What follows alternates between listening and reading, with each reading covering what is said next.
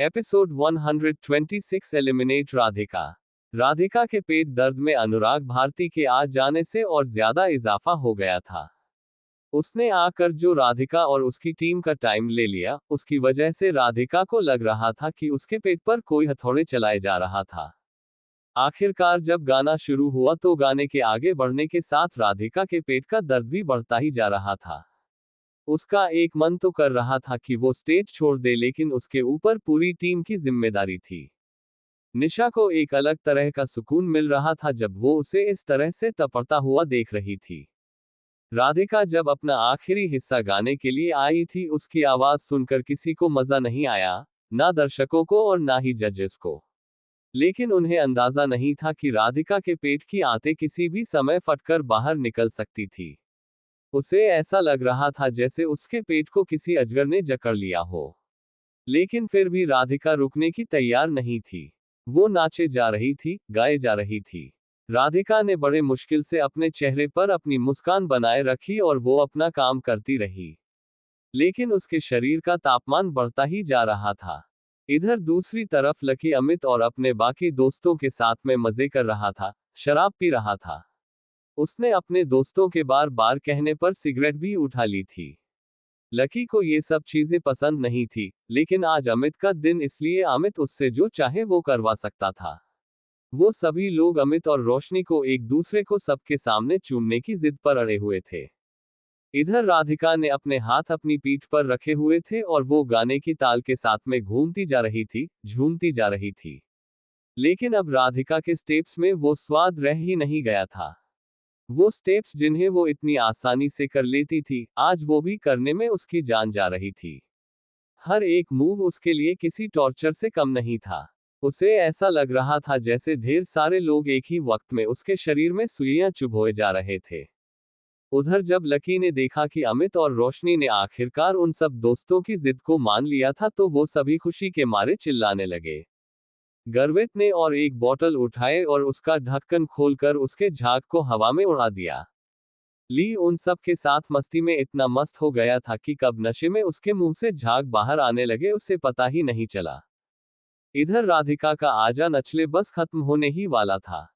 राधिका की आंखों के सामने धुंध छाना शुरू हो चुकी थी और उसके होश जाना भी शुरू हो चुके थे। वो कहाँ थी, क्यों थी और क्या कर रही थी, इस बात का उसे कोई अंदाजा नहीं था।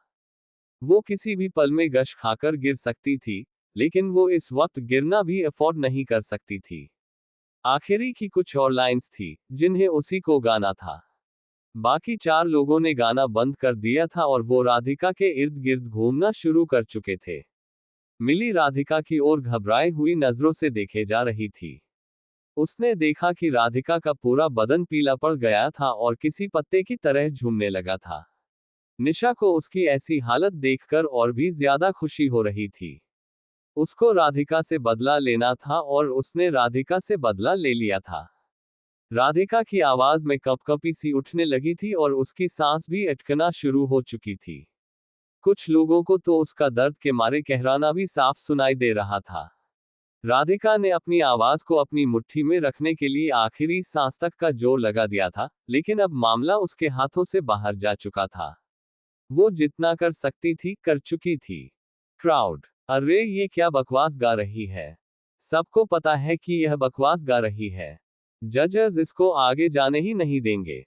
यार, इससे तो अच्छा मैं ही गा सकती हूँ। बाकी लोगों को राधिका की आवाज रत्ती भर भी पसंद नहीं आ रही थी। वो सभी ना सिर्फ उसके बारे में बातें करना शुरू कर चुके थे, बल्कि उनका तो मन कर रहा था कि स्टेज की तरफ चप्पल उछाल दे। उन्हें इस बात का कोई अंदाजा नहीं था कि इस वक्त राधिका क्या भुगत रही थी।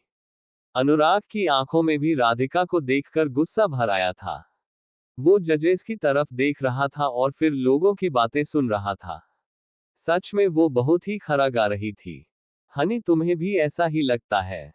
अलिशा ने अपने कुत्ते से पूछा, जो कि उसकी की कुर्सी पर उसके बगल में बैठा था। वूफ वूफ वूफ, उसने भौंकना शुरू कर दिया। फिर उसने अलिशा को देखा और अपनी जुबान हिलाने लगा।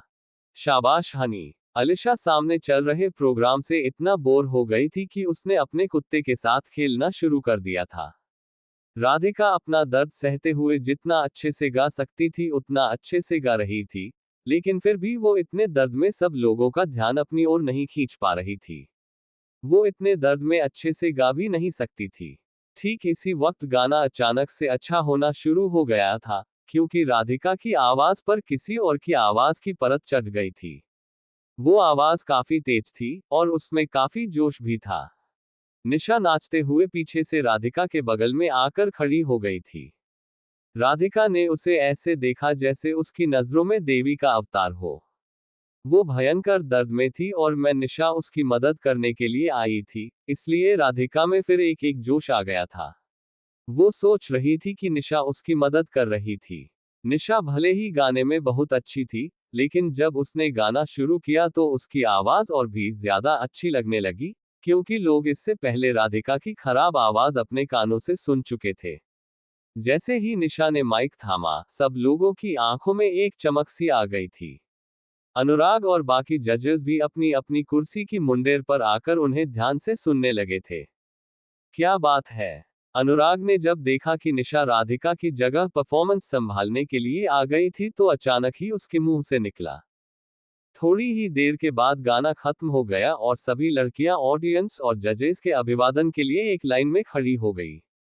वो 10 मिनट जिसके निकलने का राधिका बेसब्री से इंतजार कर रही थी, वो आखिरकार निकल गए थे। जैसे ही म्यूजिक रुका, राधिका के पैर उखड़ने शुरू हो गए और वो नीचे गिर गई। अचानक से ऑडियंस के अंदर भी एक जोरदार आवाज हुई। मिली ने तुरंत राधिका को खड़ा करने में उसकी मदद की और निशा उसे इस तरह से जमीन पर गिरा देख मन ही मन हंसने लगी। इसके बाद निशा ने भी उसे उठाने के लिए अपना हाथ बढ़ा दिया था। इधर सोनाली पीछे से राधिका की कमजोर परफॉर्मेंस को देख पा रही थी। उसने अपने मुंह पर अपनी हथेली रख ली और फिर जोर जोर से रोने लगी। अगर उसे पहले से मालूम होता कि राधिका की हालत स्टेज पर जाकर इतनी खराब होने वाली थी तो सोनाली उसे कभी जाने ही नहीं देती। भले ही वो कंपटीशन से बाहर हो जाते, लेकिन वो राधिका की जान के साथ नहीं खेल सकती थी। उसने अपनी दोनों उंगलियों की एक दूसरे में गांठ बांध ली थी और वो राधिका के जल्द से जल्द ठीक हो जाने की दुआ किए जा रही थी। क्या बात है? तुम्हारे साथी की तबीयत खराब है क्या? जल्दी से कोई एम्बुलेंस को बुलाओ और इसे रेस्ट के लिए भेजो। जहां तक आपके मार्कस की बात है, तो मैं कहना चाहूंगी कि आपने पार्टिसिपेट किया उसके लिए थैंक यू, लेकिन आप लोग आगे नहीं जा पाओगे। रितिका बिजोआ को राधिका की काफी चिंता हो रही थी, इसलिए उन्होंने अपना रिजल्ट बताकर तुरंत राधिका को वहां से ले जाने के लिए कह दिया था। हाँ, आप इन्हें वापस ले जाए और थोड़ा रेस्ट करवाए। परफॉर्मेंस से ज्यादा बॉडी इंपॉर्टेंट है। बाकी सभी जजेस ने भी सोनाली और उसकी टीम को यही सलाह दी। मिली को इस बात का काफी बुरा लग रहा था। उसे मालूम था कि अगर राधिका की तबीयत ठीक होती तो वो आराम से इस राउंड को पार कर जाते। लेकिन यह वो वक्त नहीं था जब रिजल्ट्स के बारे में इतना सोचा जाए। वो बस यही चाहती थी कि राधिका को जल्द से जल्द अच्छे से अच्छा ट्रीटमेंट मिल जाए, बस। पांचों लोगों ने और एक बार सभी का झुककर अभिवादन किया और सभी लोग जैसे ही स्टेज से नीचे उतरने को थे, तभी सोनाली राधिका को सहारा देने के लिए स्टेज की तरफ आ गई थी। 1 मिनट रुकिए। तभी पीछे से अनुराग की आवाज आई। वो इतनी जोर से चिल्लाते हुए बोला कि सब लोग अपनी जगह पर ही जम गए थे। अनुराग को काफी गुस्सा आ रहा था। उसे इस बात से कि लेना देना नहीं था कि राधिका बीमार थी या नहीं। वो उसका पसंदीदा गाना गा रही थी और जिस तरह से उसने उसे गाया था, उससे न सिर्फ उस गाने की इंसल्ट हो गई थी बल्कि खुद माधुरी दीक्षित की भी इंसल्ट हुई थी। लेकिन अनुराग उसमें ज्यादा कुछ कर भी नहीं सकता था। वो कुछ छोटी लड़कियों के सामने खड़ा था, इसलिए वो ठीक से उनके ऊपर अपना गुस्सा उतार भी नहीं सकता था। इस बात से उसे और भी ज्यादा हताशा होने लगी थी। उसने अपने आप से बड़बड़ाते हुए कहा, ये किस तरह का परफॉर्मेंस था? आपको क्या लगता है आजा नचले गाना हलवा बनाने जैसा है क्या? फिर वो सामने खड़ी लड़कियों की तरफ देखने लगा और बोला, ठीक है, आपका परफॉर्मेंस कैसा था? मुझे लगता है कि इसके बारे में खुद आपको भी अच्छे से पता होगा। अनुराग ने इतना कहा ही था कि उसकी नजर राधिका की तरफ मुड़ गई थी और फिर वो बारी बारी सब लड़कियों को देखते हुए निशा की तरफ आ गया था। उसने निशा की तरफ इशारा किया और बोला, इस लड़की ने काफी अच्छा गाया है। कम से कम इसकी आवाज को सुनकर हमारे कानों को सुकून तो मिल रहा था। क्योंकि इस लड़की ने आकर आपकी परफॉर्मेंस को संभाला, इसलिए मैं आपको अगले राउंड में जाने की परमिशन दे देता हूं।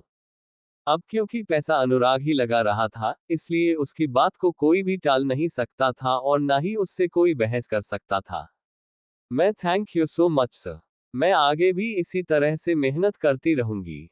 निशा का दिल तो अनुराग की बात सुनकर ही 7 माले ऊपर तक उछल गया था और वो तुरंत ही नीचे झुककर उसको थैंक यू बोलने लगी। बस ठीक है, अब आप स्टेज खाली कर दीजिए, और भी लोग आना बाकी है, इसलिए उन्हें आने की जगह दीजिए। चलिए गेट डाउन। अनुराग ने अपने हाथ के इशारे से उन्हें नीचे उतार दिया। उसके कहने के बाद ही सोनाली और बाकी लोग स्टेज से नीचे उतरे और पीछे की ओर जाने लगे। पीछे आते ही सोनाली ने सबसे पहले 108 पर फोन किया और राधिका के सिर पर हाथ फेरते हुए बोली, बस थोड़ी देर और राधिका, बस थोड़ी देर और, एम्बुलेंस आने ही वाली है। मिली ने राधिका का हाथ थामा हुआ था और इधर सोनाली भी उसके हाथ की अपनी हथेली से मालिश करने लगी। सोनाली दी, मुझे बहुत ज्यादा दर्द हो रहा है। राधिका के कपड़े मारे पसीने के पहले ही गिले हो गए थे। उसने अपनी आंखों को जोर से मींच रखा था और अपनी मुट्ठियों को भी जितना जोर से हो सकता था उतना जोर से कसा हुआ था। उसकी नसें सुन्न हो जाने की तरफ बढ़ती जा रही थी। तुम्हें अभी भी अपना ही दर्द सूझ रहा है। तुमने स्टेज पर का कम दर्द दिखाया था, जो यहाँ भी और दर्द दिखाने की बातें कर रही हो। तुम्हारी वजह से तो आज हम लोग बाहर ही हो जाने वाले थे। मुदिता ने राधिका को देखा और चिढ़ते हुए कहा, हाँ, ये सही कह रही है। तुम तो पहले कह रही थी कि तुम्हें पेट दर्द नहीं हो रहा है। कल रात तक भी सब ठीक था, आज सुबह तक और इनफैक्ट शाम तक भी सब ठीक था। जो खाना तुमने खाया वही खाना हमने भी तो खाया था, फिर अचानक इतने क्रूशल टाइम पर तुम्हारे पेट में ये दर्द कहां से आ गया? मुझे तो लगता है कि तुमने जानबूझकर ऐसा कुछ किया होगा। जसबीर ने भी अपने हाथ अपने सीने के गिर्द बांधते हुए कहा और फिर राधिका की तरफ देखने लगी। जब निशा ने अपनी सहेलियों के मुंह से इस तरह की बात सुनी तो उसके दिल को और भी ज्यादा ठंडक पहुंच गई थी। वो देख पा रही थी कि उसकी चाल ने राधिका को पूरी तरह से खत्म करके रख दिया था और किसी को उसके ऊपर शक भी नहीं हुआ था। तुम्हें क्या लगता है, यह ऐसा सब कुछ जानबूझकर करेगी? मिली, जो कि अभी तक चुपचाप बैठी इन लोगों की बातें सुन रही थी, उसे अचानक गुस्सा आने लगा और वो अपने आप को खड़ा होने से रोक नहीं पाई। उसने जसबीर और मुदिता को आड़े हाथों लेना शुरू कर दिया था। क्यों, हम क्या कुछ गलत कह रहे हैं? अगर निशा ने हमें एंड मोमेंट पर आकर बचाया नहीं होता, तो हम लोग आज इसकी वजह से बाहर हो चुके होते। इस एक लड़की ने हम पांचों का फ्यूचर ही बर्बाद कर दिया होता। अब बताओ, मैं जो कह रही हूं, क्या वो गलत है? मुदिता ने भी मिली को फटकारते हुए कहा, चलो बस करो, अब हो गया जो होना था। मैंने पहले भी कहा था ना कि हम सब एक है। तुम दोनों को तो बस बहाना चाहिए राधिका को ब्लेम करने का। मैं कब से देख रही हूं तुम लोगों का एटीट्यूड इसके साथ में ठीक नहीं है। सोनाली ने उन दोनों के ओर चिढ़ते हुए कहा, अरे सोनाली दी, आप इन दोनों पर नाराज मत होइए। ये तो बस परफॉर्मेंस को लेकर थोड़ा सा परेशान थी, बाकी राधिका ने जितना किया बहुत अच्छा किया। निशा ने बीच में आकर बात संभालते हुए कहा, वो नहीं चाहती थी कि सोनाली उसके या उसके साथियों के ऊपर जरा सा भी शक करे। लेकिन क्या निशा अपनी इस हरकत से बच निकलती? Episode 127, Radhika in trouble. Radhika के पेट दर्द ने उसकी हालत खराब कर दी थी। हालांकि उसे गाने में और नाचने में अपनी पूरी जान झोंक दी थी, लेकिन फिर भी वो बात नहीं बन पा रही थी। ना सिर्फ लोग उसके गानों को नापसंद करना शुरू कर चुके थे, बल्कि जजेस और अनुराग को भी उसका गाना पसंद नहीं आ रहा था। अगर आखिर में निशा आकर मामला नहीं संभालती और अनुराग उनके ऊपर थोड़ी दया नहीं दिखाता तो शायद आज वो लोग इस शो से बाहर हो सकते थे। परफॉर्मेंस खत्म होने के बाद सोनाली ने तुरंत राधिका के लिए एम्बुलेंस बुलवा ली थी। लेकिन जसबीर और मुदिता को राधिका के दर्द से कोई फर्क नहीं पड़ रहा था और वो लोग सिर्फ उसके ऊपर छींटाकशी करने में लगे हुए थे। तब सोनाली और मिली दोनों को गुस्सा आ गया था। राधिका, जो कि अपनी आंखें मूंदे ये सब बातें सुन रहे थे, उसने बड़ी मुश्किल से अपना मुंह खोलते हुए कहा, सोनाली दी, जो भी हुआ है वो मेरी वजह से हुआ है, इसलिए आप प्लीज उन लोगों को कुछ मत कहिए। वो लोग ठीक कह रहे हैं, गलती मुझसे हुए है। राधिका की आवाज बुरी तरह से लड़खड़ा रही थी। इतना सा बोलने में भी उसकी जान निकल गई थी और उसकी आंखों से तुरंत आंसू बहने लगे थे। जब आसपास खड़े लोगों ने उसे देखा तो उन्हें राधिका की शक्ल देखते ही उसके ऊपर दया आ गई थी।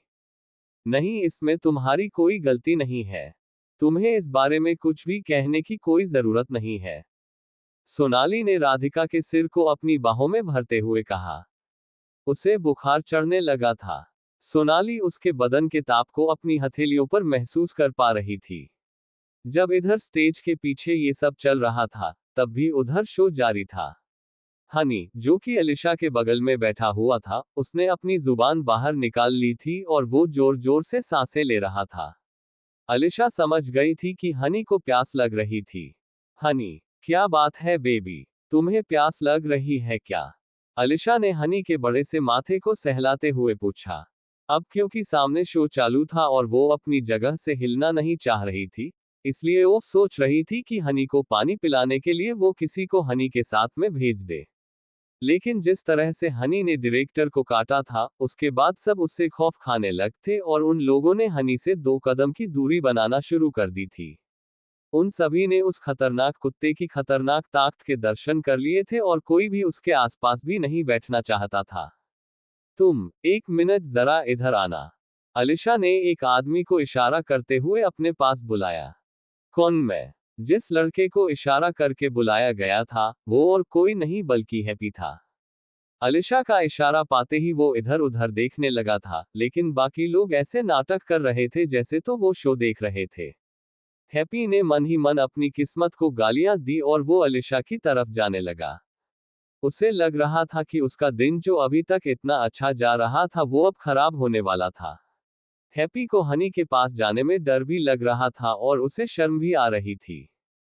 चलो हनी, गुड बॉय बन जाओ। मैं तुम्हारे साथ तुम्हें पानी पीने के लिए नहीं ले जा सकती हूं ना, इसलिए तुम्हें इनके साथ जाना पड़ेगा।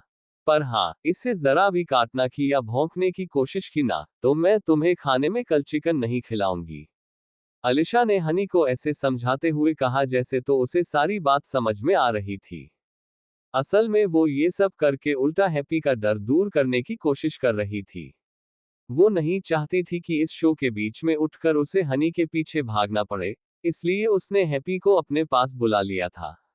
पर उसे मालूम नहीं था कि हैप्पी को भी हनी से उतना ही डर लग रहा था जितना बाकी लोगों को लग रहा था। पर अब जब वो डॉग अंकल बन ही चुका था तो उसके आगे वो भी और कुछ नहीं कर सकता था। अलिशा ने हनी का बेल्ट हैप्पी की ओर बढ़ा तो दिया था, लेकिन वो उसके बेल्ट को थामने के लिए राजी ही नहीं था। ना तो वो उसका बेल्ट पकड़ना चाह रहा था और ना ही वो उसके सिर में हाथ फेरना चाह रहा था। पर वो ज्यादा डर तक हनी से बचकर भी नहीं रह सकता था। वो जानता था कि अलिशा अनुराग की गर्लफ्रेंड थी और इसलिए वो उसे नाराज करने का रिस्क नहीं उठा सकता था। आखिरकार उसने अपनी आंखें बंद करते हुए एक हाथ से उसका बेल्ट पकड़ा और दूसरे हाथ से उसके माथे को सहलाने लगा ताकि उन दोनों के बीच में अच्छी दोस्ती हो जाए।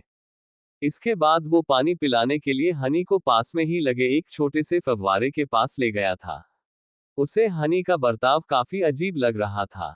वो देख पा रहा था कि अलिशा की बात सुनने के बाद हनी सच में समझदार हो गया था और वो बिल्कुल वैसे ही बिहेव कर रहा था जैसा अलिशा उससे करवाना चाहती थी। ना तो वो उसे काट कर रहा था और ना ही उसके ऊपर गुर्रा रहा था।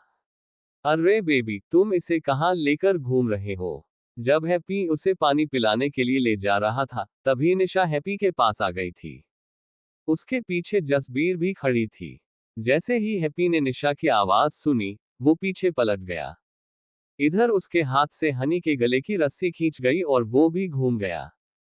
फिर हैप्पी ने निशा को डराने के लिए हनी को उसके ऊपर छोड़ने का नाटक करना शुरू कर दिया। ये देख ना सिर्फ निशा बल्कि वहां खड़े बाकी लोग भी डर गए थे। आखिर में हैप्पी हनी को लेकर निशा के आस जाकर खड़ा हो गया और फिर हनी के सिर में हाथ फेरते हुए बोला, हनी बेटा, ये तुम्हारी आंटी है। क्या है, आंटी? इसलिए तुम इसे भी नहीं काट सकते हो। अलिशा, मम्मी की बात याद है ना? हैप्पी सच में अपने आप को उसका अंकल मानने लगा था, लेकिन निशा की हिम्मत भी नहीं हो रही थी कि वो उसे हाथ भी लगा सके।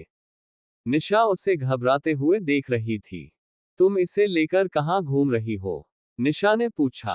अरे, अलिशा जी ने कहा कि इसे प्यास लगी है और वो अपनी जगह से नहीं उठ सकती थी, इसलिए उन्होंने मुझे इसे पानी पिलाने के लिए भेज दिया। हैप्पी ने कहा। पानी पिलाने? तुम रुको यहीं पर। निशा ने अपनी आंखें फेरी और फिर हैप्पी की तरफ शरारत भरी नजरों से देखने लगी। फिर वो राधिका के पास गई और उसने उसके बगल में जो पानी की बोतल रखी थी उसे उठा लिया। राधिका, मैं इसे कुत्ते को पिलाने के लिए ले जा रही हूँ। ले जा सकती हूँ ना? निशा ने राधिका से पूछा। राधिका ने निशा की तरफ कमजोर नजरों से देखा और हाँ में अपना सिर हिला दिया। निशा के चेहरे पर फिर से वही खतरनाक मुस्कान आ गई थी। फिर उसने वो पानी की बोतल उठाए और हैप्पी के पास आकर खड़ी हो गई। लो, इसे ये पिला दो। ये मैंने अभी थोड़ी देर पहले राधिका को पीने के लिए दिया था। निशा ने हैप्पी के हाथों में वो बोतल थमाते हुए कहा। बेबी, यह अलिशा का कुत्ता है। तुम्हें ऐसा नहीं लगता कि तुम आग के साथ खेलने की कोशिश कर रही हो? हैप्पी ने देख लिया था कि इस पानी की वजह से राधिका को कितना दर्द झेलना पड़ा था, लेकिन निशा भी यही चाहती थी कि इस कुत्ते को भी उसी दर्द का एहसास हो जिस दर्द का एहसास अभी राधिका को हुआ था। लेकिन वो ये भी जानती थी कि अगर इस बारे में अनुराग को कुछ पता चला तो यह उसके लिए खतरनाक भी हो सकता था। वो अनुराग से पंगा नहीं ले सकती थी। बेबी, मैं जानती हूँ कि यह आग से खेलने के बराबर भी है, लेकिन फिर भी आग से हम थोड़ी खेल रहे हैं, क्योंकि पानी की बोतल हमारी तो है ही नहीं। इसलिए जल्दी से इसे पिला दो। निशा ने शैतानी मुस्कान के साथ हैप्पी की तरफ देखते हुए कहा। हैप्पी ने ढक्कन खोला और हनी को उस बोतल से पानी पिला दिया। जब वो गट गट पानी पी गया तो निशा को काफी अच्छा महसूस हो रहा था। उसका बस चलता तो वो यही पानी अलिशा को पिलाकर खुद उसी जगह अनुराग के पास जाकर बैठ जाती। हनी को जितना पानी पीना था उसने उतना पानी पी लिया, और उसके बाद बचे हुए पानी को ले जाकर निशा ने वापस राधिका के पास रख दिया। उसने देखा कि राधिका अभी तक सोनाली का हाथ पकड़कर आंखें मूंदे लेटी हुई थी। निशा की आंखें उसे देखकर फिर से तेज हो गई थी। उसका मन तो यही कर रहा था कि वो राधिका से यह कह दे कि यह तो बस शुरुआत थी और वो राधिका को इतनी आसानी से छोड़ने नहीं वाली थी। इधर हैप्पी भी हनी को पानी पिलाकर वापस अलिशा के पास लेकर आ गया था। 20 मिनट के बाद, जब अलिशा अनुराग से धीमी आवाज में बातें किए जा रही थी, तब हनी ने मिमियाना शुरू कर दिया था। वो अलिशा की गोद से नीचे उतर गया और जमीन पर लौटने लगा। उसका मिमियाना अब चिल्लाने में बदल गया था और वो बार बार अपनी जीभ बाहर निकाले जा रहा था। अलिशा उसे देखते ही अपनी कुर्सी से नीचे उतरी और फिर घबराते हुए वो हनी के सिरहाने बैठ गई। हनी, क्या हुआ बेबी? अलिशा ने कहा और वो हनी के बालों को सहलाने लगी। लेकिन उसके सहलाने से भी कोई फर्क नहीं पड़ रहा था। उसके चिल्लाने की आवाज और तेज ही होती जा रही थी। टेंस्ड। हनी, क्या हुआ है बेटा? अलिशा के चेहरे पर इधर परेशानी के भाव बढ़ते ही जा रहे थे। वो घबराते हुए एक हाथ से हनी का बड़ा सा माथा सहला रही थी, तो दूसरे हाथ से वो अनुराग की तरफ देख रही थी। अनुराग भी उसे परेशान होते हुए देख अपनी कुर्सी से उठकर उसके पास आ गया था। इधर हनी ने अपनी जुबान और ज्यादा बाहर निकाल ली थी और उसकी आंख से आंसू आने लगा था। अलिशा को ऐसा लग रहा था जैसे उसके पेट में कहीं दर्द हो रहा था और उसने नजर घुमाकर ऑडियंस की तरफ देखना शुरू कर दिया। उसने देखा कि हैप्पी मजे से अपनी जगह पर बैठा हुआ था। एंगर, ए, तुम इधर आओ। क्या दिया तुमने अभी हनी को? यह क्या हाल हो गया है इसका? अलिशा ने हैप्पी के ऊपर झल्लाते हुए कहा। मैंने तो कुछ नहीं दिया। हैप्पी काफी सहमा हुआ सा नजर आ रहा था। एंगर, पागल समझते हो क्या? मुझसे झूठ बोलने की जरूरत नहीं है, समझे ना? हनी अभी तक तो ठीक था। तुम ही इसे पानी पिलाने के लिए लेकर गए थे ना, और जब से यह पानी पीकर वापस आया है, तब से ही इसकी ऐसी हालत हुई है। अलिशा ने चिल्लाते हुए हैप्पी से कहा। अनुराग, जो कि अलिशा के ही पास में खड़ा था, वो भी हैप्पी को गुस्से से घूरने लगा था। अचानक से सब लोगों की नजरें शो पर से हटकर हैप्पी के चेहरे पर जा टिकी थी। डायरेक्टर ने शो को बीच में रोक दिया और अपना हेडफोन हटाकर वो भी अलीशा और अनुराग की तरफ देखने लगा।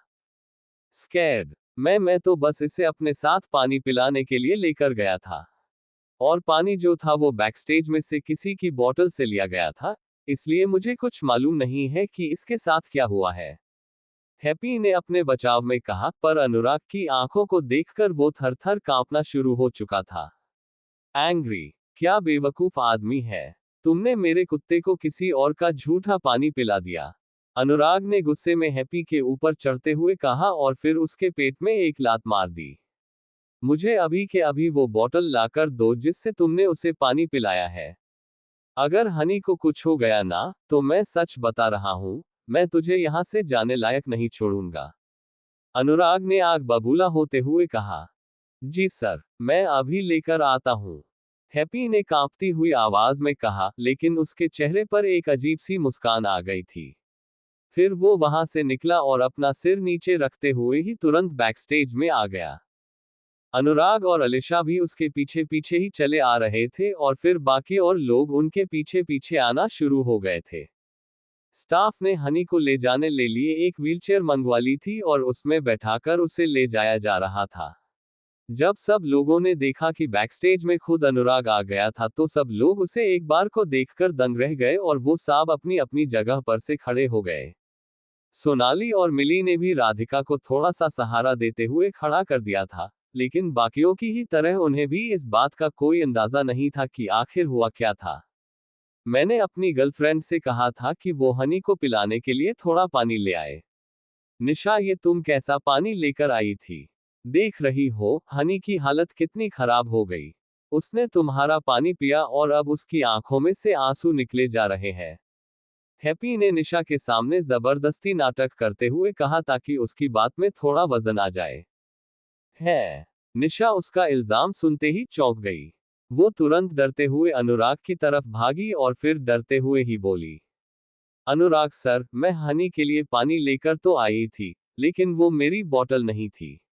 मैंने तो यहाँ आकर पानी मांगा और किसी ने मुझे बोतल दे दी। अब वो किसकी बोतल थी इसका मुझे कोई अंदाजा नहीं है। एंगर, ओह, अच्छा तो तुम कहना चाह रही हो कि किसी और ने मेरे कुत्ते को पानी पिलाया? अनुराग ने उसे शक भरी नजरों से देखते हुए कहा। जी सर, मैं आपको यही तो कह रही हूँ। देखो, अलीशा मैम ने हैप्पी के साथ हनी को पानी पीने के लिए भेजा। हैप्पी ने मुझसे कहा कि मैं उसके लिए पानी लेकर आऊं। मैं यहाँ आई और किसी से पानी की बोतल मांगी। किसी ने मुझे बोतल दी और मैं उससे लेकर फिर से हैप्पी के पास चली गई। अब मैंने तो सिर्फ बोतल दी है, पानी थोड़ी पिलाया है। निशा ने कहा। तो फिर किसने पिलाया इसे पानी? किसकी थी वो बोतल? अनुराग ने पूछा। इस सवाल पर निशा की नजर राधिका की तरफ घूम गई थी। उसने राधिका की तरफ उंगली उठाते हुए कहा, इसने इसने दी है मुझे पानी की बोतल। निशा की आंखों में जैसे शैतान आ बैठा था। सब लोगों की नजर उसकी उंगली के पीछे पीछे चल पड़ी थी। राधिका को अभी तक समझ में नहीं आ रहा था कि हो क्या रहा था। Episode 128 Anurag's cruelty. राधिका अपना परफॉर्मेंस खत्म करने के बाद स्टेज से नीचे तो आ गई थी, लेकिन उसकी हालत खराब हो गई थी। मारे बेहोशी के वो गिर चुकी थी और इसी सोनाली और मिली ने उसके लिए जल्दी से एम्बुलेंस बुलवा ली थी। इधर तभी अलीशा ने अपने कुत्ते हनी को पानी पिलाने के लिए हैप्पी को भेज दिया था, लेकिन निशा वहां भी अपनी हरकतों से बाज नहीं आई थी और उसने हनी को भी वही पानी पिला दिया था जो उसने राधिका को पिलाया था। उसे पीते ही हनी की हालत खराब हो गई और इसी वजह से अनुराग और अलीशा ने गुस्से में निशा को घेर लिया था, लेकिन निशा ने भी चालाकी से सारा इल्जाम राधिका के सिर पर डाल दिया था और सारी आंखें अब राधिका की तरफ घूम चुकी थी। एंगर, फिर से तुम अच्छा गा नहीं सकती यह बात तो समझ में आती है, लेकिन तुम्हारी मेरे कुत्ते से क्या दुश्मनी है? तुमने इसको क्यों बीमार कर दिया? अनुराग ने राधिका की तरफ देखकर उसके ऊपर भड़कते हुए कहा। राधिका के पेट का निचला हिस्सा अभी भी काफी दर्द कर रहा था।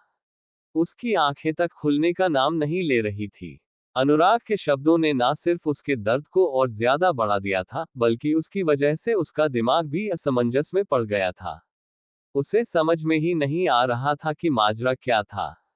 और जहां तक सवाल जसबीर और मुदिता का था, उन्हें इस बात की कोई खबर नहीं थी कि राधिका को पानी निशा ने ही लाकर दिया था। इसी बीच एम्बुलेंस का सायरन बजना शुरू हो गया था और उसकी बत्ती की लाल और नीली रोशनी आसमान में चमकती हुई नजर आ रही थी। सोनाली ने राधिका के लिए जिस एम्बुलेंस को बुलाया था वो आ गई थी। एम्बुलेंस तुरंत उस जगह पर अंदर आई जहां का सोनाली ने पता दिया था और तुरंत उसमें से 2 मेल नर्स ने उतर करके स्ट्रेचर निकाल लिया था। जल्दी से इन्हें हॉस्पिटल लेकर चलो। सोनाली और मिली राधिका को स्ट्रेचर पर लिटाने में उन दोनों की मदद कर रही थी। एंगर, 1 मिनट रुको, मैंने कब कहा कि तुम लोग यहां से जा सकते हो? अनुराग पीछे से चिल्ला पड़ा। उसकी आवाज सुनकर ही सबके रोंगटे खड़े हो गए थे। अनुराग के चिल्लाने की वजह से जो जहां खड़ा था वो वहीं जम गया था। फिर अनुराग की नजर निशा के ऊपर जा टिकी थी और उसने कहा, यह पानी इस डॉक्टर को दिखाओ, चेक करवाओ कहीं इसमें किसी तरह का जहर तो नहीं मिला हुआ है। जी सर। निशा ने तुरंत उसके हुक्म को माना और बिजली की रफ्तार से राधिका के हाथ से बोतल लेकर उसने डॉक्टर को थमा दी। डॉक्टर अनुराग भारती को अच्छे से जानता था, इसलिए वो उसकी बात टाल नहीं सकता था। उसने अपनी एम्बुलेंस में से तुरंत एक इंस्ट्रूमेंट निकाला और पानी में क्या मिला हुआ था उसकी जांच करने लगा।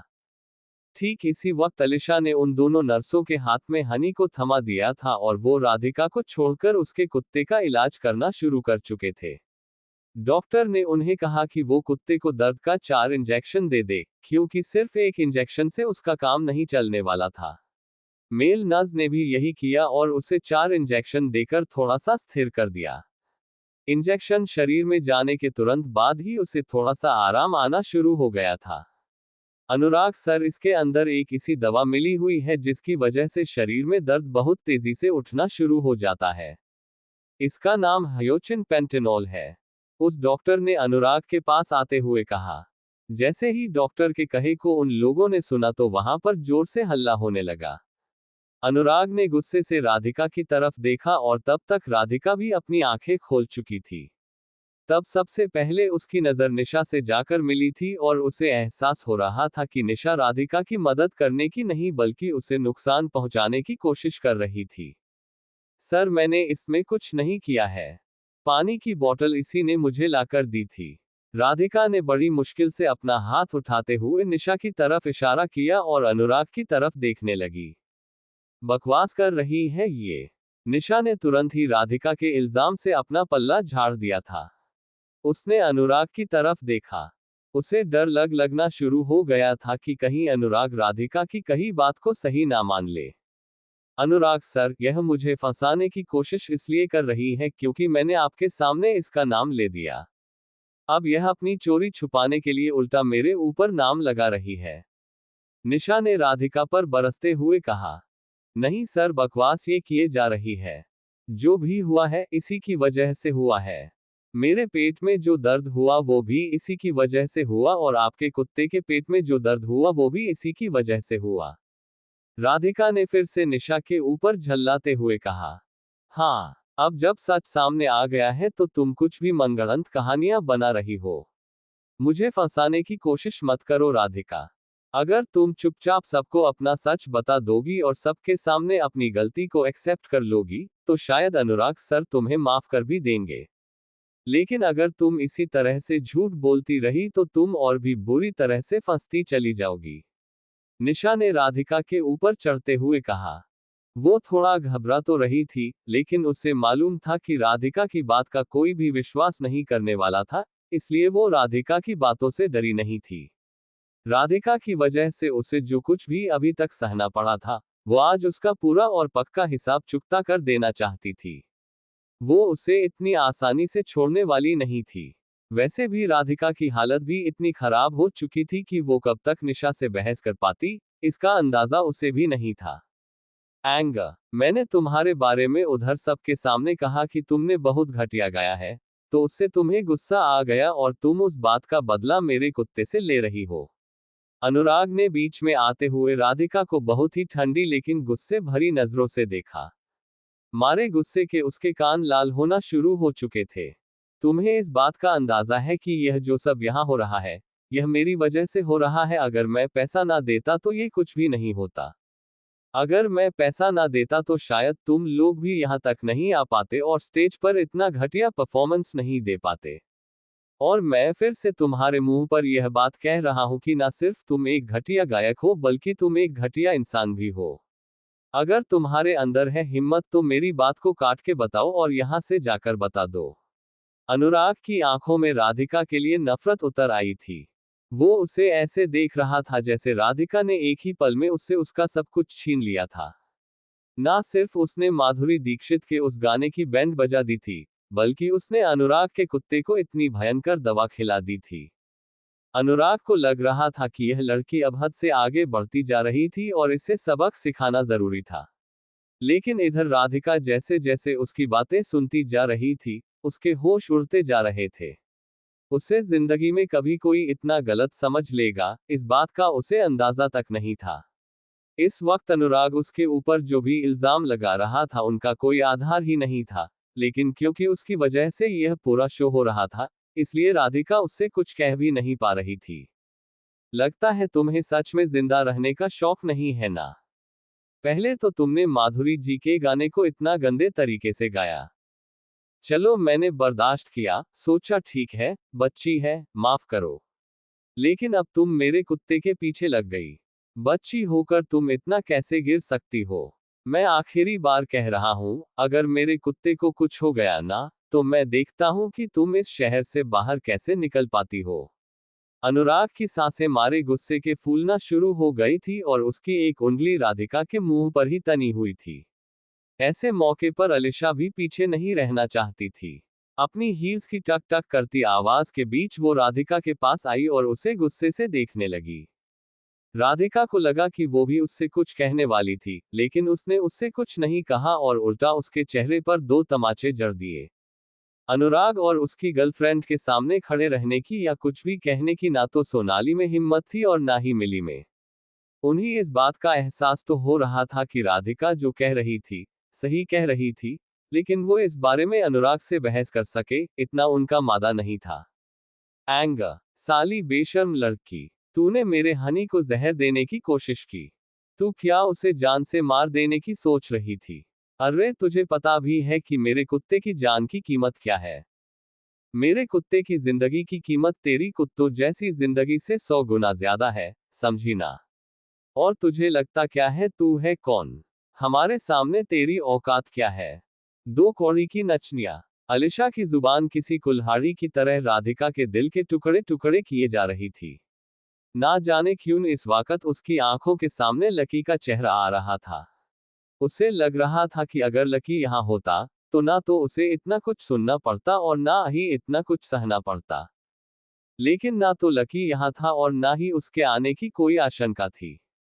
इसलिए उसका चेहरा भी राधिका के जहन में एक बार आकर चला गया था। इधर अलिशा भी अपनी हील्स से आवाज करते हुए फिर से अनुराग के पास आकर खड़ी हो गई थी और वो हनी के बड़े से माथे को सहला रही थी, जिसका दर्द कम हो गया था। अनुराग ने भी एक गहरी सांस ली और फिर हनी के पास आते हुए उसने अलिशा से पूछा, अब ये कैसा है? अनुराग ने पूछा। मैंने नर्स को बोल दिया था कि इसको पेनकिलर दे दे। उसने दे दिया है और अब तो ये काफी ठीक दिख रहा था। पहले ये दर्द के मारे जैसे इरिटेट हो रहा था, अब वैसा इरिटेट तो नहीं हो रहा है और मुझे नहीं लगता कि हमें इसे हॉस्पिटल ले जाने की जरूरत पड़ने वाली है। जब अलिशा और अनुराग आपस में बात कर रहे थे तो डॉक्टर उन दोनों के पास चुपचाप आकर हाथ बांधकर खड़ा हो गया था। जब अनुराग ने उसे देखा और उससे इशारे से पूछा कि वो क्या कहना चाहता था तो उसने अनुराग की तरफ देखते हुए कहा, अनुराग सर सॉरी, लेकिन मैं आपको एक एडवाइस देना चाहूंगा कि आप ना इसे किसी अच्छे डॉक्टर को जरूर दिखा लीजिए। क्या है कि हम तो इंसानों के डॉक्टर हैं, इसलिए जानवरों के बारे में ज्यादा नहीं जानते हैं। अभी तो इंजेक्शन देकर दर्द को कम कर दिया है, लेकिन फिर भी अगर किसी जानवरों के डॉक्टर को नहीं दिखाया ना तो हो सकता है कि आगे थोड़ा प्रॉब्लम हो जाए। नहीं, मुझे नहीं लगता कि अभी हमें इस चीज की जरूरत है, अनुराग ने डॉक्टर से कहा और फिर जरा सा नीचे झुककर हनी के बड़े से माथे को सहलाने लगा। अभी तक भी उसका गुस्सा शांत नहीं हुआ था। उसने राधिका की तरफ उन्हीं ठंडी नजरों से देखा और फिर हनी का माथा सहलाते हुए राधिका पर तंज कसते हुए बोला, हनी बेटा, तुम्हें मालूम है कि अभी तुम्हें इतना दर्द किसकी वजह से हो रहा था?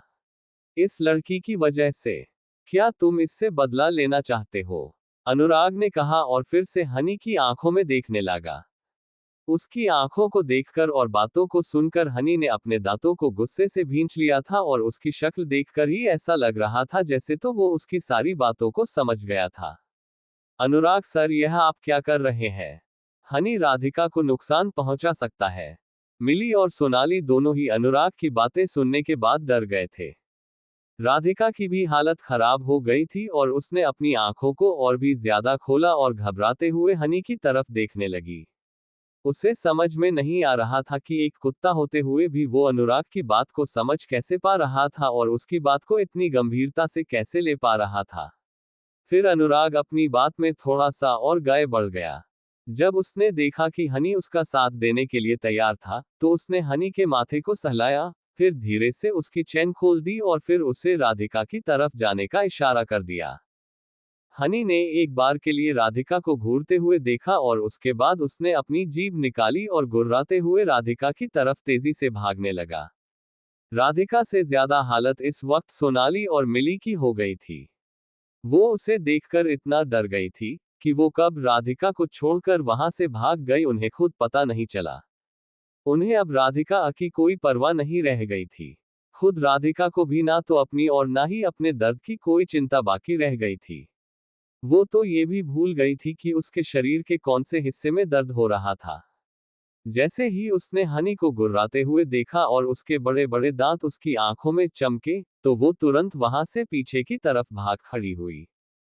राधिका उस फव्वारे के आसपास भाग रही थी और हनी उसके पीछे पीछे भाग रहा था। वो आगे आगे थी और हनी उसके पीछे। राधिका उससे अपनी जान छुड़ाने की पूरी कोशिश कर तो रही थी, लेकिन हनी से बचकर निकल पाना उसके लिए इतना आसान नहीं था। फव्वारे के आसपास एक दो चक्कर लगाने के बाद में जब राधिका सामने के दरवाजे की तरफ भागे जा रही थी तो हनी उससे भी तेज भागकर उसके सामने आकर खड़ा हो गया था। फिर वो उसे देखते हुए उस पर गुर्राने लगा। राधिका के पास अब बचने का कोई चारा नजर नहीं आ रहा था। अगर वो पीछे जाती तो हनी उसके ऊपर लपक जाता। वो जहां जाती, हनी वहां से उसको अपने दांतों से लपक लेता। हनी का चेहरा गुर्राने की वजह से कांप रहा था। राधिका के पैर भी उसी वजह से कांपे जा रहे थे। Episode 129 Nishant is back. Anurag को जैसे ही पता चला कि यह राधिका की करतूत थी तो वो उसे गुस्से से देखने लगा था। राधिका ने भी तब तक सारी बात सुन ली थी और अपने बचाव में वो निशा से बहस भी किए जा रही थी, लेकिन उसका कोई फायदा नहीं था। तभी एम्बुलेंस आई और उसमें एक जो डॉक्टर निकला। अनुराग ने उससे राधिका के पानी की जांच करवाई। डॉक्टर ने उसे चेक करके बता दिया कि उसमें दर्द देने की एक दवा मिली हुई थी, जिसकी वजह से अनुराग को फिर से राधिका पर गुस्सा आ गया और उसने हनी को उससे बदला लेने के लिए उसके पीछे छोड़ दिया। काफी देर तक तो राधिका अपने दर्द को भूलकर हनी को इधर से उधर और उधर से इधर छकाती रही, लेकिन हनी ने उसे घेर लिया था और वो गुर्राते हुए उसे देख रहा था। अंधेरे में भी उसकी आंखें चमक रही थी और वो जिस तरह से राधिका को देख रहा था, उसे देखकर ऐसा ही लग रहा था कि वो राधिका की खाल को चीर देने वाला था। इधर राधिका भी बचने के लिए कोई ना कोई रास्ता ढूंढने की कोशिश तो कर रही थी, लेकिन उसे ऐसा कोई रास्ता नजर नहीं आ रहा था। आखिरकार हनी की सब्र की इंतहा हो चुकी थी और वो जैसे ही राधिका के ऊपर हमला करने के लिए कूदा, राधिका ने उसके हमले से बचने के लिए उसके सिर को अपने दोनों हाथों से जितना जोर से हो सकता था उतना जोर से धकेल दिया। लेकिन राधिका जैसी लड़की के नाजुक से हाथ हनी जैसे भारी और बड़े सिर वाले कुत्ते को कब तक रोक सकती थी। उसके दांत राधिका के कपड़ों में गड़ गए थे और उसने उसके कपड़ों का एक टुकड़ा अपने दांतों से चीर दिया था। उधर जब राधिका अपनी जान बचाने के लिए एक कुत्ते से लड़ रही थी, तब इधर लकी आराम से अमित के घर में अपने हाथ में एक गिलास लिए बैठा हुआ था। वो कभी पीता नहीं था और ना ही उसे पीने का कोई शौक था, लेकिन अमित ने आज उसके साथ इतनी जबरदस्ती की थी कि वो उसे मना नहीं कर पाया। वो एक गिलास से ज्यादा सच में नहीं लेना चाहता था, लेकिन फिर जिद करने के लिए अमित के साथ में रोशनी भी आ गई थी और वो उसे मना नहीं कर पाया। अब उसके हाथ में ये तीसरा गिलास था और उसने अपने गिलास से अमित के गिलास के साथ चीयर्स करते हुए कहा, ये शाम तुम्हारी होने वाली शादी के नाम। और कमरे में छन करके गिलास की आवाज गूंज उठी। इधर राधिका भी अपनी जान बचाने के लिए फव्वारे के पानी में कूद गई थी। उसका पूरा शरीर पानी में डूब गया था और हनी उस फव्वारे के आसपास चक्कर लगाए जा रहा था। राधिका को पानी में ही कुछ एक पत्थर मिल गए थे और उन पत्थरों को मुट्ठी में भरकर उसने हनी के ऊपर हमला कर दिया था। हनी के बार के लिए तो डर गया था और राधिका को इसी बीच दरवाजे से बाहर निकलने का मौका मिल गया था। लेकिन हनी ने अभी भी उसका पीछा नहीं छोड़ था। वो भी उसके पीछे पीछे भागे जा रहा था और दौड़ते दौड़ते दोनों ने सड़क पार कर ली थी। राधिका बड़ी मुश्किल से आती हुई गाड़ियों से बचते बचाते हुए इधर से उधर भागे जा रही थी और दौड़ते दौड़ते वो समंदर के किनारे पर पहुंच गई थी। हनी की नाक बहुत तेज थी और वो भी राधिका की गंध का पीछा करते करते उसके पास आए जा रहा था। इधर लकी मजे से सब लोगों के साथ में बैठकर अपने गिलास खड़काए जा रहा था। अरे रोशनी, तुमने अपनी सहेलियों को क्यों नहीं बुलाया यार? देख नहीं रही हो, यहाँ 2 और वेटिंग लिस्ट में बैठे हैं। लकी ने प्रीतम और गर्वित की तरफ इशारा करते हुए कहा। मैंने उन्हें बुलाया था लेकिन वो आ नहीं सकती थी। रोशनी ने कहा। क्यों? उन्हें इन दोनों की शक्लें पसंद नहीं आती क्या? लकी ने जोर से हंसते हुए कहा। अमित को भी उसकी यह बात पसंद आ गई और वो भी लकी के साथ हंसने लगा, लेकिन प्रीतम और गर्वित का मुंह उतर गया था। नहीं, सब एकदम अचानक से फिक्स हुआ, इसलिए वो आ नहीं पाए। उनमें से एक अपने घर गई है और दूसरी का ढेर सारा काम पेंडिंग पड़ा है। वैसे भी हमारी पार्टी अलग से कोयल के ठीक हो जाने के बाद शुरू होने वाली है। हम एक दिन में रुकने वालों में से कहाँ है? रोशनी ने कहा। अच्छा, और आंटी कहीं नजर नहीं आ रही है? लकी ने फिर पूछा। उसे शराब पीने के बाद ना जाने क्या हो गया था। वो बस सवाल पर सवाल पूछे जा रहा था। आंटी तेरे इस गिलास में गिर गई है, अमित ने कहा। उसे भी चढ़ गई थी और उसने लकी के गिलास को उसी के होठों से लगाकर पूरा उसके मुंह में उड़ेल दिया था। लकी को आज बहुत दिनों के बाद काफी मजा आ रहा था। वहां पर गाने बज रहे और कब उन लोगों ने गानों पर थिरकना शुरू कर दिया था, उन्हें पता ही नहीं चला। इधर राधिका जब समंदर के किनारे भागते भागते थक गई थी, तो वो हनी से बचने के लिए पानी में चली गई थी। उसे लग रहा था कि हनी ज्यादा पानी में नहीं खड़ा रह सकता था, लेकिन वो उसका पीछा करते करते उधर पानी में भी पहुंच गया था।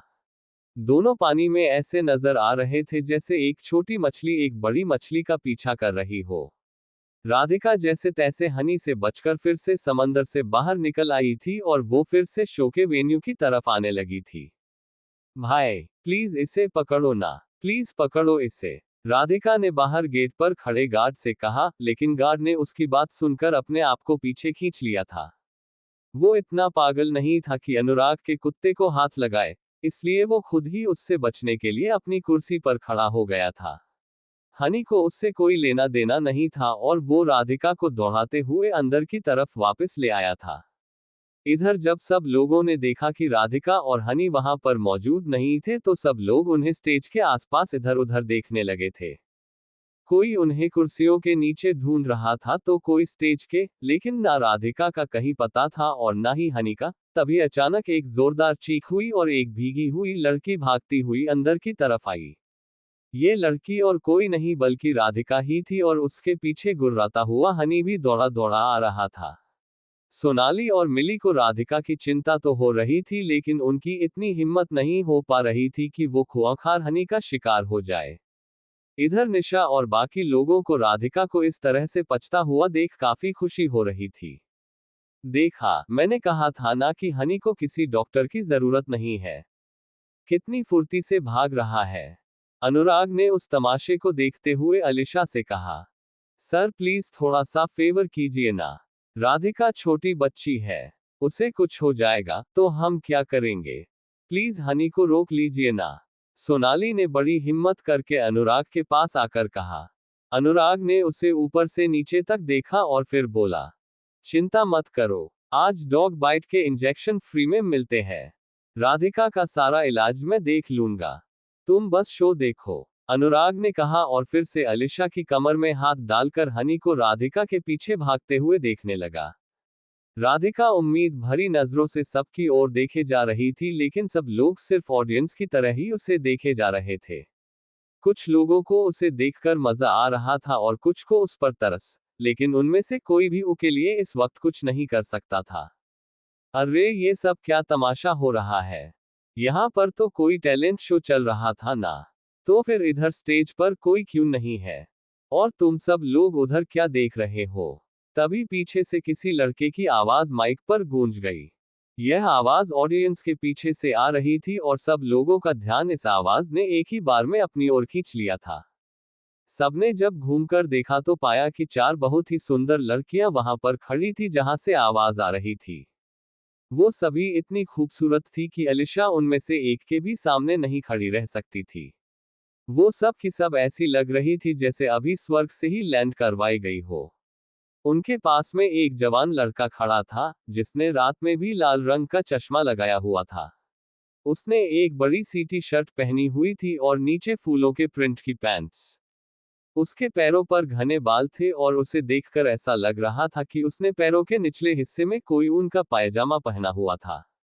ए, कौन हो तुम? तुम्हारी हिम्मत कैसे हुई अंदर आने की? तुम्हें पता नहीं है क्या कि अंदर अनुराग सर खड़े और उन्होंने ही शो रुकवाया है?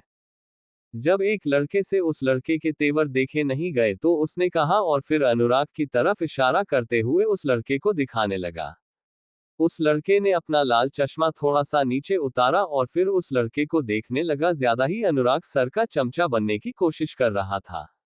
इसके बाद उस लड़के ने अपने पास खड़ी चारों लड़कियों से थोड़ी देर के लिए इंतजार करने को कहा और अपना चश्मा जेब में डालकर उस लड़के की तरफ आगे बढ़ने लगा। वो उसके पास जाकर खड़ा हुआ और उसने बड़े प्यार से उस लड़के से पूछा, सार्कास्टिक, तुम क्या अभी मुझसे कुछ कह रहे थे? पागल है क्या? अनुराग सर इधर खड़े हैं और उनके होते हुए तू ये क्या बकवास कर रहा था कि शो क्यों बंद है और सब उधर क्या कर रहे हैं? अरे कुत्ते के पेट में दर्द होने लगा उनके, इसलिए वो उधर गए हैं। अभी वो उसको पकड़कर, वो लड़का बोलता तो जा रहा था, लेकिन उसके सामने जो लड़का खड़ा था और जिसने उससे सवाल पूछा था उसे देखकर उसे थोड़ा सा डर लग रहा था, क्योंकि पूछने वाले की आंखों में सब कुछ सुनने के बाद भी किसी तरह का डर नजर नहीं आ रहा था। और इससे पहले कि वो आगे कुछ और कह पाता, अचानक उसके आसपास खड़े लोगों को किसी के गाल पर 4 से 5 तमाचे पड़ने की आवाज आई। जब आवाज बंद हो गई तो सबने देखा कि उस आदमी का मुंह टमाटर जैसा लाल हो गया था, जो कि अभी अनुराग सर की वकालत कर रहा था। उस लड़के के चेहरे की सुंदरता एक ही झटके में ढेर हो गई और वो उसकी आंखों को देखकर तो ऐसा ही लग रहा था कि वो किसी भी वक्त रो देने वाला था। अनुराग सर, इसने इसने मुझे मारा। अनुराग से उस लड़के ने अपने गाल पर हाथ रखा और रोते हुए वो अनुराग के पास चला गया।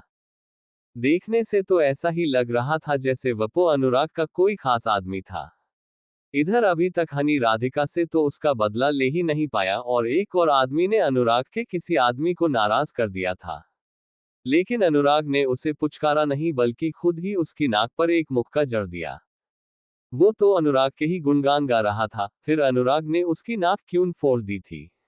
उसे समझ में नहीं आ रहा था कि आज उसे इतनी मार क्यों खानी पड़ रही थी।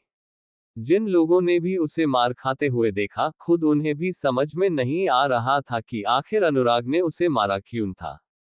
लेकिन लोग क्या सोच रहे थे और क्या नहीं, इससे अनुराग को कोई फर्क नहीं पड़ने वाला था। वो तो उसे मुक्का मारकर उस आदमी की तरफ बढ़ गया था जिसने अभी सबका ध्यान अपनी ओर खींच रखा था। अरे निशांत भाई, आप मुंबई कब लौटे? और आपने किसी के थ्रू मेरे पास खबर क्यों नहीं भिजवाई कि आप मुंबई आ रहे हो? मैं खुद आपको लेने के लिए आ जाता भाई। अनुराग ने निशांत को देखते हुए कहा और फिर अपने दोनों हाथ बांधकर उसके सामने खड़ा हो गया। वो निशांत को देखकर हंसे जा रहा था, लेकिन उसे इस बात पर कोई हंसी नहीं आ रही थी। बाप रे, ये कौन आदमी है भाई, जिसको को अनुराग सर भी भाई भाई करके बुला रहे हैं? सब लोगों की आंखें ये सब देखकर ही फटी की फटी रह गई थी। जो भी हो, लग तो ऐसा ही रहा है कि यह अनुराग भाई से भी बड़ा आदमी है, वरना वो और किसी के सामने ऐसे हाथ बांधकर खड़े हो जाए, हो ही नहीं सकता। मुझे तो लगता है कि यह किसी बड़े परिवार का बेटा है जो मुंबई में नहीं रहता है। इसलिए इसके बारे में हम जैसे छोटे मोटे लोगों को तो कोई अंदाजा ही नहीं है। यार यह कहीं निशांत अग्रवाल तो नहीं है? अरे वही, जिसके साथ ढेर सारी फीमेल मॉडल्स फोटो खींचवाकर अपने प्रोफाइल पर डालती रहती है। भाई मैंने सुना है कि अगर किसी मॉडल ने अगर इनके साथ अपना कोई वीडियो इंटरनेट पर डाल दिया ना, तो इंटरनेट 1 घंटे के लिए क्रैश हो जाता है, क्योंकि उसके ऊपर इतने सारे लाइक्स आते हैं। जिस तरह से अनुराग झुक झुक कर निशांत से बात कर रहा था, उससे लोगों को इस बात का अंदाजा हो गया था कि आखिर वो आदमी था कौन। वो भले ही देखने में उनकी तरह ही जवान था, लेकिन फिर भी वो उसने काफी बड़ा और अमीर नजर आ रहा था। वो अग्रवाल परिवार का 8वां बेटा और लकी का भाई निशांत था। अब क्योंकि निशांत को अपने परिवार की गद्दी संभालने का बचपन से ही कोई शौक नहीं था, इसलिए लोगों के सामने से उसकी पहचान को छुपाया नहीं गया था। सब लोगों के सामने उसकी पहचान को वैसे ही रखा हुआ था, जैसे वो उनके घर का कोई चिराग हो। अब जब निशांत इतने बड़े परिवार से आता था तो ऐसे में अनुराग का उसके सामने जी हुजूरी करना तो जरूरी था। लेकिन निशांत उसे भाव देने के मूड में नहीं था। इसलिए उसने कहा, मस्का मारने की कोशिश मत करो। मैं यहाँ शो देखने के लिए आया हूँ, शो दिखाओ। और उधर क्या हो रहा है? निशांत ने पूछा। वो ही चल रहा था भाई, लेकिन एक लड़की ने अभी मेरे कुत्ते को जहर देने की कोशिश की। इसलिए मैंने उसके ऊपर अपना कुत्ता छोड़ दिया। अगर वो आगे कभी ऐसा करेगी तो इससे पहले कि अनुराग अपनी बात खत्म कर पाता, निशांत अपनी सारी गर्लफ्रेंड्स को लेकर फव्वारे की ओर बढ़ने लगा था। वो देखना चाहता था कि यह सब क्या पागलपन था। थोड़ी देर तक तो वो लड़की का चेहरा देख ही नहीं पाया। कुत्ते से बचने के लिए वो अपनी शक्ल कभी दाएं तो कभी बाएं मोड़ रही थी। लेकिन थोड़ी ही देर के बाद, जब उस लड़की ने हनी के सिर को अपने हाथों से धक्का दिया, तब निशांत ने देखा कि वो और कोई नहीं बल्कि राधिका ही थी। Episode 130 Radhika's last breath. जब राधिका अपनी जान बचाने के लिए इधर से उधर भाग रही थी, तब इधर लकी आराम से अपने दोस्तों के साथ मजे कर रहा था। उसे तो इस बात का अंदाजा ही नहीं था कि राधिका किस मुसीबत में फंस गई थी। और इधर राधिका के पीछे हनी इसे लगा हुआ था, जैसे भूखे शेर को बोटी मिल गई थी। वो उसे इतना दौड़ा रहा था कि राधिका अपना पेट का दर्द ही एक बार के लिए भूल गई थी। जब सब लोग इस तमाशे को देख रहे थे, तभी पीछे से किसी लड़के के चिल्लाने की आवाज आई।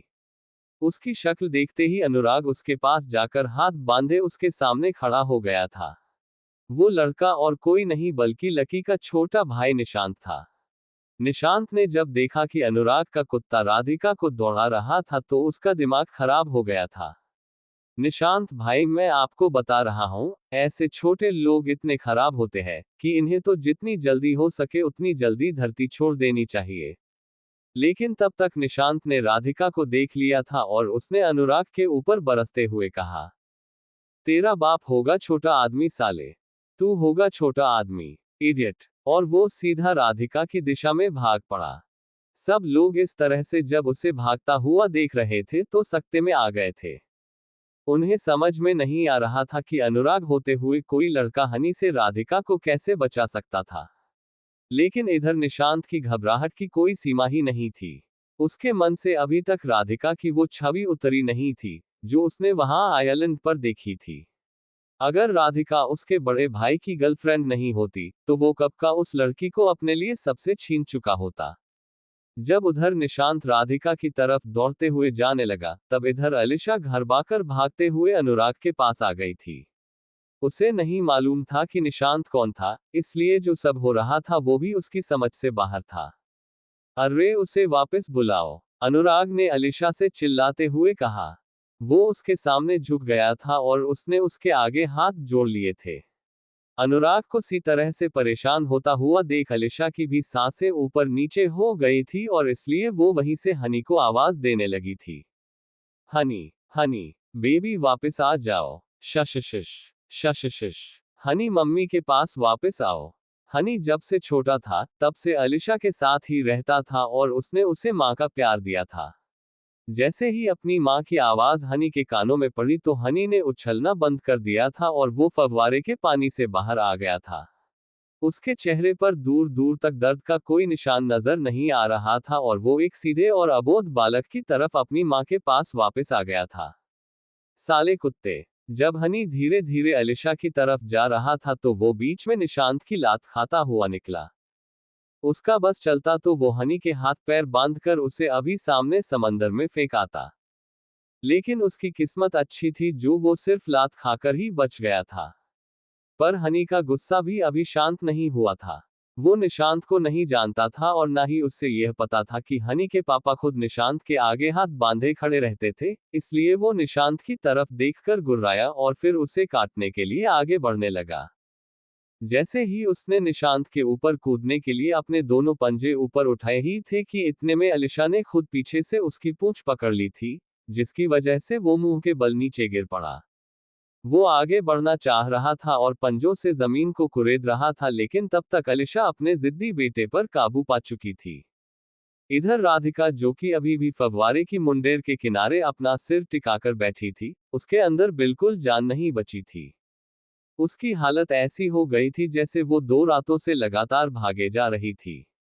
किसी जंग से लौटे सिपाही की तरह वो पानी के बीचों बीच भी प्यासा महसूस कर रही थी।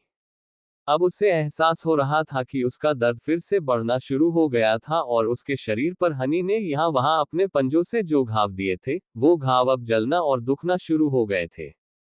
उसने उन घावों को और अपने आप को साफ करने के लिए पानी में तो डुबो लिया था, लेकिन पानी की वजह से उनकी जलन और बढ़ गई थी। राधिका की सिसकियां और उसकी करहाटे साथ में सुनाई दे रही थी। इतना बुरा हाल तो उसका तब भी नहीं हुआ था, जब ज्योति ने उसे तालाब में डुबाया था। राधिका को ऐसा लग रहा था कि जान के नाम पर उसके शरीर में सिर्फ 2-4 सांसें बाकी रह गई थी और वो भी किसी भी वक्त टूट सकती थी। उसे सांस लेने तक में इतना दर्द हो रहा था कि उसने नाक की बजाय मुंह से सांस लेना शुरू कर दिया था। ना सिर्फ उसका शरीर, बल्कि उसका मन भी काफी कमजोर महसूस कर रहा था। ना उसे कुछ ठीक से दिखाई दे रहा था और ना ही सुनाई दे रहा था। वो बीच बीच में अपनी आंखों को खोलने की कोशिश भी कर रही थी, लेकिन उसकी आंखें आधी से ज्यादा खुल ही नहीं पा रही थी। उसे बस एक हाई चीज का एहसास हो रहा था और वो था दर्द। राधिका इस वक्त सिर्फ यही कामना कर रही थी कि जल्द से जल्द उसे किसी भी तरह से इस दर्द से छुटकारा मिल जाए। इसके लिए चाहे उसकी जान भी चली जाती तो उसे वो भी मंजूर था। इस तरह से जिंदा रहना उसके लिए नरक की यातना सहने के हाय बराबर था। राधिका, जो कि पानी के बीच में ही बैठी हुई थी और उठने तक की हिम्मत नहीं कर पा रही थी, उसमें अभी भले हाय थोड़ी सी जान तो बाकी थी, लेकिन उसका हौसला पूरी तरह से पस्त हो चुका था। भाभी, भाभी। निशांत उससे आवाज लगाने की कोशिश तो कर रहा था, लेकिन राधिका को उसकी कोई आवाज सुनाई नहीं दे रही थी। निशांत तब तक उसके पास जाने के लिए निकल पड़ा था। अचानक से राधिका को जोरदार चक्कर आए। एक पल के लिए वहां की सारी चकाचौंध उसकी आंखों के सामने घूम गई और फिर राधिका पानी के अंदर गिर गई। भले ही उस फव्वारे की गहराई बहुत ज्यादा नहीं थी, लेकिन फिर भी उसमें इतना पानी तो था कि राधिका का चेहरा आराम से डूब जाता।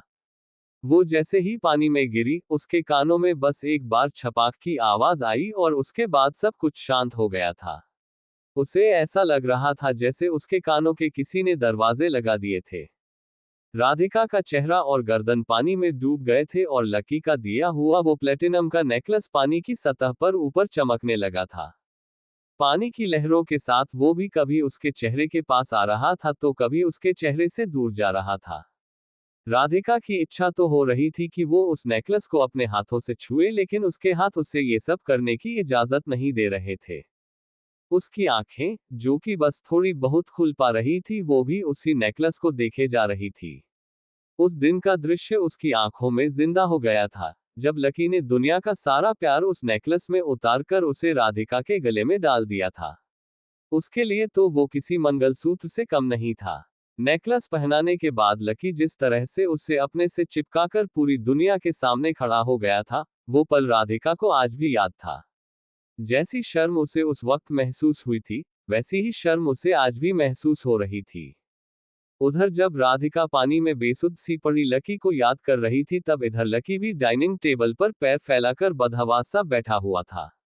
अपने दोस्त की खुशी में ऐसे शामिल हुआ था जैसे सगाई अमित की पक्की ना होकर लकी की पक्की हो गई हो। वो कुर्सी में इतना अंदर तक धंस चुका था कि उसे देखकर ही ऐसा लग रहा था कि वो किसी भी पल नीचे गिर सकता था। उसके अंदर बैठने की रत्ती भर भी हिम्मत नहीं बची थी। उसके चेहरे पर से मुस्कान जाने का नाम ही नहीं ले रही थी और वो सच में अमित के लिए बहुत खुश था। इधर राधिका ने भी लकी को बहुत याद कर लिया था। अब वो उसे याद करने में अपनी सांसों को चाहकर भी खर्च नहीं कर पा रही थी। उसके मन से पानी से लकी की तस्वीर को धीरे धीरे करके धो दिया था। पानी के अंदर चमकती हुई रोशनी में ये साफ नजर आ रहा था कि राधिका की आंखों की रोशनी अब धीरे धीरे जाती जा रही थी। तुम चिंता मत करो। तुम्हारे साथ जिस किसी ने भी ये किया है ना, वो मेरे हाथों से बचने वाला नहीं है।